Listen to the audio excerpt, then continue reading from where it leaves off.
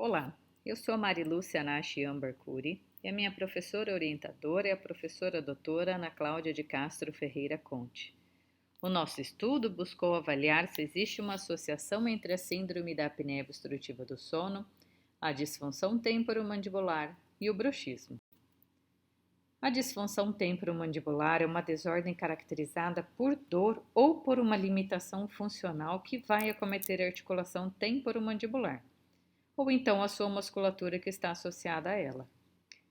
A DTM possui uma etiologia multifatorial e muitas vezes complexa.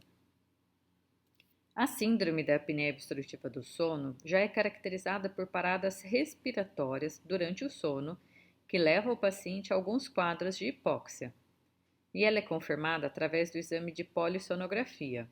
E também através do resultado deste exame eu posso classificar ela de acordo com o índice de apneia por hora de sono em leve, moderada ou grave.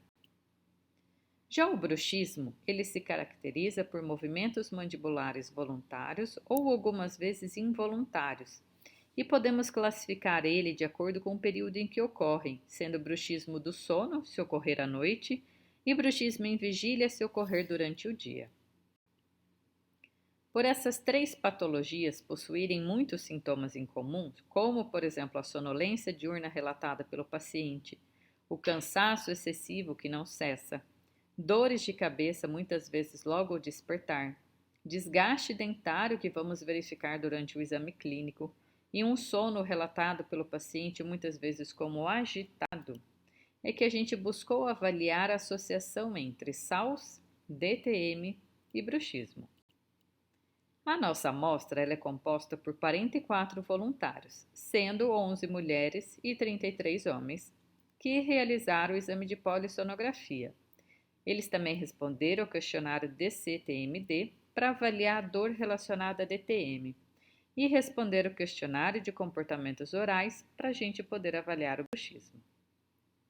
Quais resultados encontramos? Quando verificamos a associação entre SALS e dor, ou seja, quando comparada a presença de dor em pacientes diagnosticados com SALS e pacientes sem diagnóstico de SALS, observamos que não há uma diferença significativa entre esses grupos.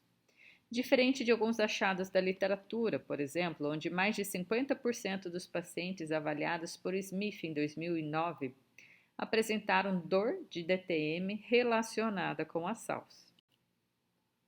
Esses achados de Smith vão de acordo com o nosso estudo quando a gente subdividiu o grupo que apresentou o diagnóstico positivo para SALS de acordo com a sua gravidade. Então, quando 32,1% da amostra com grau leve de diagnóstico para SALS apresentou dor relacionada a DTM. Quando buscamos avaliar a associação entre bruxismo e SALS, não encontramos associação entre essas duas patologias. Com isso, podemos concluir que a SALS não está associada com a DTM, porém, quando a gente subdivide a SALS em gravidade, a de grau leve possui uma associação com o diagnóstico de dor em DTM, e a presença de SALS é maior nos pacientes que foram diagnosticados positivamente com bruxismo. Obrigada!